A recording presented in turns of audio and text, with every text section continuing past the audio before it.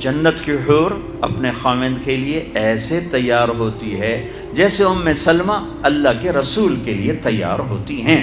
جب حضرت فاطمہ رضی اللہ تعالیٰ عنہ کی شادی ہوئی اور نکاح ہو گیا اور رخصتی 1 ماہ بعد، 2 ماہ بعد، 6 ماہ بعد، 1 سال بعد یا فوراً، یہ ساری روایات ہیں، لیکن زیادہ صحیح ہے کہ کچھ عرصے بعد رخصتی تھی، فوراً نہیں تھی۔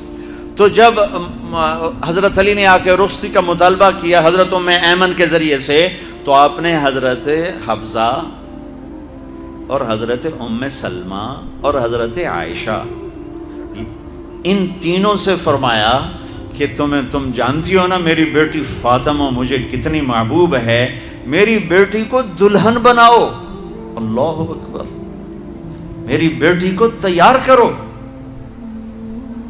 یہ میں دین بیان کر رہا ہوں، بے پردگی نہیں، بے حیائی نہیں، زیب و زینت میرے دین کا حصہ ہے، میرے نبی کی شریعت ہے، میرا نبی خوبصورت دین لے کر آیا ہے، ایک خوبصورت زندگی لے کر آئے ہیں۔ پتہ نہیں ہم نے کہاں سے عجیب و غریب دین کے فلسفے نکال لیے ہیں، سبحان اللہ، قربان جاؤں۔ اپنے ارشاد فرمایا اپنی بیویوں کے لیے زیب و زینت اختیار کرو، میں قربان جاؤں، میں تو آپ کو نبی کا دین بتا رہا ہوں، آپ کہتے تو دین بڑا اوکھا کام، بیوی واسطے چنگے کپڑے پاؤنا اوکھا کام۔ میرے نبی نے کہا اپنی بیویوں کے لیے زیب و زینت اختیار کرو، سبحان اللہ۔ عورتوں سے کہا، واہ واہ، قربان جاؤں، اشارتاً ہمیں مردوں کو صراحتاً، عورتوں کو اشارتاً، اپنی بیویوں کے لیے زیب و زینت اختیار کرو۔ بنو اسرائیل میں زنا اس لیے پھیلا کہ مردوں نے بیویوں کے لیے زیب و زینت چھوڑ دی تو وہ غیر مردوں کی طرف مائل ہو گئیں، اور پھر عورتوں کو فرمایا کہ خاوندوں کے لیے تیار ہو۔ کیسے؟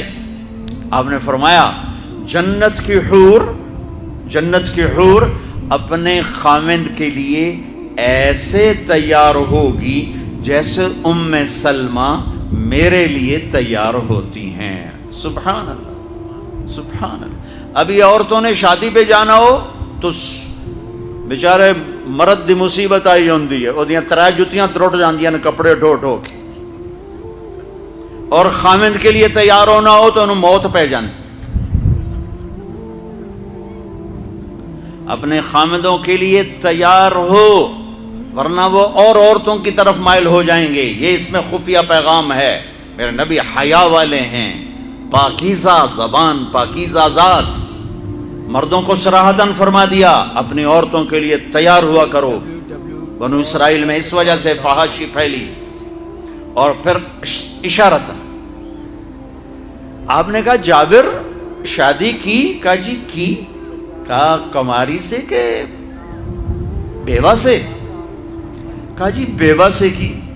کہا اللہ بکرن فتلاعبک وتلاعبها، ارے تو نے کنواری سے کیوں نہ کی؟ وہ تجھ سے کھیلتی تو اس سے کھیلتا۔ میں اپنا میرے نبی کا دین بیان کر رہا ہوں، آپ کیا سمجھیں صرف رمضان کے روزے رکھنا دین ہے؟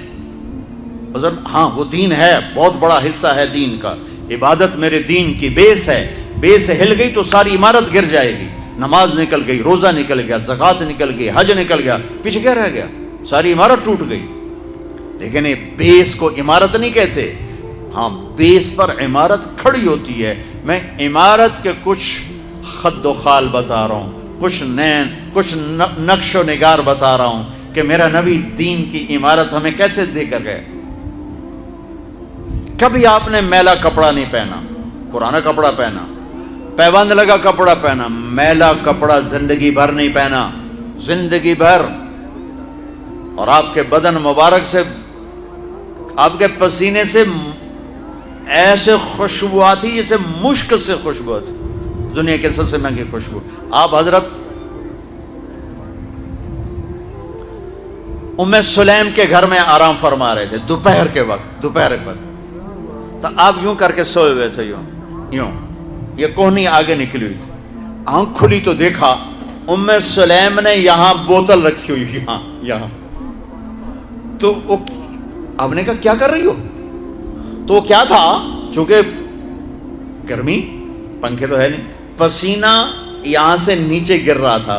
سلیم نے نیچے بوتل رکھی ہوئی تھی اور وہ سارا پسینہ اس کے اندر جمع کر رہی تھی. کہا سلیم کیا کر رہی ہو؟ کہا یا رسول اللہ یہ آپ کا پسینہ اکٹھا کر رہی ہوں، یہ مشک سے زیادہ خوشبودار ہوتا ہے.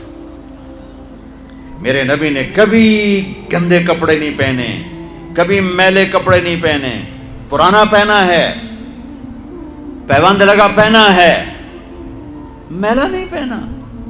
میرا دین یہ نہیں کہتا کہ ایسی شکل میں آ جاؤ کہ لوگ بھاگنے لگ جائیں.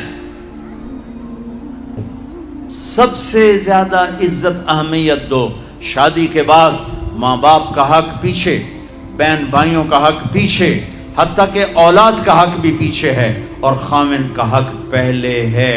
بہت سی عورتیں اپنی نادانی کی وجہ سے ماں باپ کے پیچھے لگ کر اپنے خاوند کو چھوڑ دیتی ہیں، خاوند کو ذلیل کر دیتی ہیں. اپنے بچے کے پیچھے لگ کے اپنے بچوں کی وجہ سے اپنے خاوند کو بے عزت کرتی ہیں. بہت سے باپ اپنے بچوں کی وجہ سے بیوی کو بے عزت کرتے ہیں، یا اپنے ماں باپ کی وجہ سے بیوی کو بے عزت کرتے ہیں. یہ سب بے اعتدالیاں میرے معاشرے میں ہیں. اللہ کا واسطہ دیتا ہوں، ایک دوسرے کو عزت دو، رشتوں کو عزت دو. ہر ایک کا اپنا مقام ہے، ہر ایک کو اپنے مقام پر رکھو. ماں باپ کی وجہ سے بیوی کو بے عزت نہ کرو، بیوی کی وجہ سے ماں باپ کو بے عزت نہ کرو، بیوی اپنے ماں باپ کی وجہ سے خاوند کو بے عزت نہ کرے.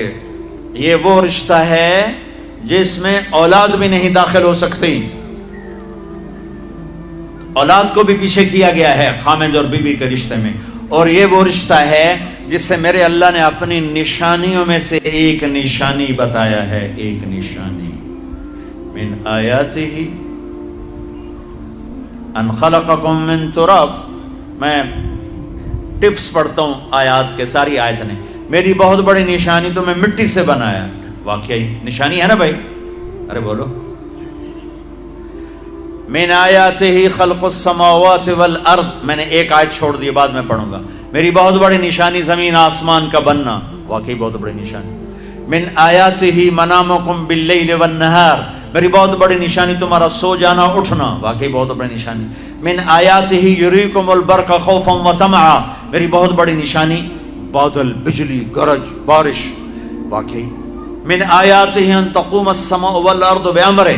میری بہت بڑی نشانی زمین آسمان کھڑے ہوئے ہیں. من آیات ان یرسل الریاح مبشرات. میری بہت بڑی نشانی کہ گرم ہوائیں ایک دم ٹھنڈی ہو کر بادل لے کر آتی.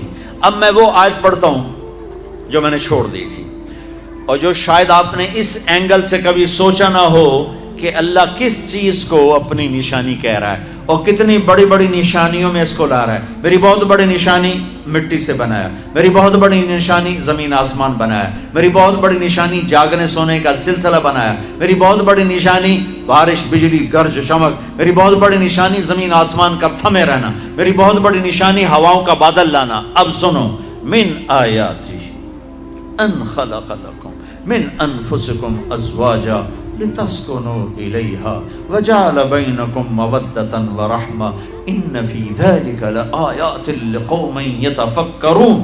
اللہ اکبر. صرف یہاں یتفکرون کا لفظ اللہ لے کر آئیں کہ غور کرو گے تو پتہ چلے گا نشانی کیا. میرا اللہ کہہ رہا ہے کہ میری بہت بڑی نشانی ہے کہ میں نے خاوند اور بیوی کا رشتہ بنایا. کبھی یہ اس طرف دھیان گیا ہے کہ یہ جو ہم خاوند بیوی بیٹھے ہیں یہ اللہ کی بہت بڑی نشانی کبھی خیال ہے؟ اللہ اکبر. اللہ نے ماں باپ کا رشتہ بنایا، اسے نشانی نہیں کہا. اللہ تعالیٰ نے اولاد کا رشتہ بنایا، اسے نشانی نہیں کہا. اللہ نے دادے پوتے بھی جتلائے، اسے نشانی نہیں کہا. اللہ نے پھوپھی خالہ بھی بتائیں، دادیاں نانیاں بھی بتائیں، اسے اللہ تعالیٰ نے نشانی نہیں فرمایا. نشانی کسے فرمایا؟ خاوند اور بیوی، یہ میں نے رشتہ بنایا، یہ میری کتنی بڑی نشانی ہے. اس ایک رشتے کو باقی رکھنے کے لیے سینکڑوں آیات ہیں، سینکڑوں آیات. اور طلاق سے نفرت کا اظہار. میرے نبی نے کہا علی طلاق سے بچنا. جب طلاق دی جاتی اللہ کا عرش کانپ اٹھتا ہے. ناجائز طلاق، بے جا، ضرورت کی وجہ سے طلاق لی بھی جا سکتی ہے، دی بھی جا سکتی. یہ میں ایک اضافہ کروں گا. بہت سی بچیاں نہیں گزارا ہو رہا، خاوند بدتمیز ہے یا سسرال ظالم ہے، وہ کہتی ماں سے میرا گزارا نہیں ہو رہا، میری جان چھڑا دو۔ نہیں بیٹی، گزارا کرنا ہوگا، صبر کرنا ہوگا، گزارا کرنا ہوگا، یہیں رہنا ہوگا۔ یہ ماں باپ کا ظلم ہے، یہ ماں باپ کا اپنی اولاد پر ظلم ہے۔ ہمارا تو زمیندارہ ماحول ہے پنجاب کا۔ میں نے اپنے خاندان کے بتاتا ہوں، بچیوں پہ ظلم ہوتے دیکھے، پھر ان کی فریادیں بھی سنی، پھر ان کے ماں باپ کا ظلم دیکھا۔ اتھا ہی رہنا ہے، اتھا ہی گزارا کرنا ہے، بس اساں ایک باری تیرا کر دیتا ہے، ہن اساں کوئی نہیں کرنا، پچھا مڑ کے نہ پیاں میں، جی میں کرنا ہی کر، ساڈا کوئی ذمہ نہیں۔ ماں باپ کہتے ہیں، ماں باپ کہتے ہیں۔ اور وہ ماہی بے آب، مچھلی پانی کے بغیر تڑپتی ہے، اس طرح اس کا دن اور رات ہے۔ زندہ کی کھال کھچ رہی ہے، اس طرح اس کا دن اور رات ہے۔ اور ماں باپ کا جبر، گزارا کرنا ہے، گزارا کرنا، تینوں بعد کون تیرا رشتہ کتوں آئے گا، تیری شادی کتوں کریں گے؟ ابھی تو اس کو ذبح ہونے سے بچا لو، کل تو اللہ نے ہمیں اس کا مکلف ہی نہیں کیا کہ کل کیا ہوگا، کل کو آنے تو دو، پتہ نہیں کل کا دن ہے بھی نہیں کہ ہمارے مقدر میں یا نہیں۔ ہم کل کے لیے اپنی بچیوں کو ذبح کر دیتے۔ میں نے ان کو تڑپتے دیکھا۔ میں صرف اپنی فیملی کی بات اوروں کی فیملیوں کی بات جہاں جہاں تعلقات، کہیں رشتہ قریب کا ہے، لڑکی بدتمیز ہے، بچہ شریف ہے، وہ کہتا ہے ابا جی میں طلاق دینا چاہتا ہوں، میرا اس سے گزارا نہیں ہے، زبان شدید ہے۔ آئے میرے بھائیو، گھروں کی آبادی اللہ کی قسم، مالدار ہو یا غریب ہو، صرف اچھے اخلاق سے ہوتی ہے، اور گھروں کی بربادی مالدار ہو یا غریب ہو برے اخلاق سے ہوتی ہے، برے اخلاق سے ہوتی ہے۔ دو واقعے اوپر نیچے ہوئے۔ ایک خاتون ملی، مجھے تعارف کرایا گا کہ ایک خاتون آ رہی ہیں، ان کے خاوند کھربوں پتی ہیں، کھربوں پتی، ٹھیک ہے جی آؤ۔ اس خاتون نے آتے ہی رونا شروع کر دیا، مولانا لوگ مجھے خوش قسمت سمجھتے ہیں کہ میں بہت بڑے مالدار کی بیگم ہوں، میرا دل زخمی ہے، میرے خاوند کا سلوک اچھا نہیں، میں دولت کو آگ لگاؤں، یہ ہیرے کے سیٹ کو میں کیا کروں جب اس کا سلوک ہی میرے ساتھ اچھا نہیں۔ چند دن کے بعد ایک نوجوان ملا، مولانا میں اپنی زندگی سے تنگ ہوں، میری بیوی انتہائی بدتمیز ہے، انتہائی زبان دراز ہے، میں اپنی زندگی سے تنگ آ چکا ہوں، 3 بچے ہو چکے ہیں، طلاق دے نہیں سکتا، میں کیا کروں؟ یہ روزمرہ کے واقعات ہیں۔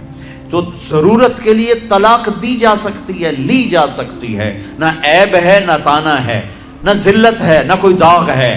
لیکن ابھی فیصلہ آباد سے ایک بچی ملی، اس کی بچی گود میں، طلاق کیوں ہو گئی؟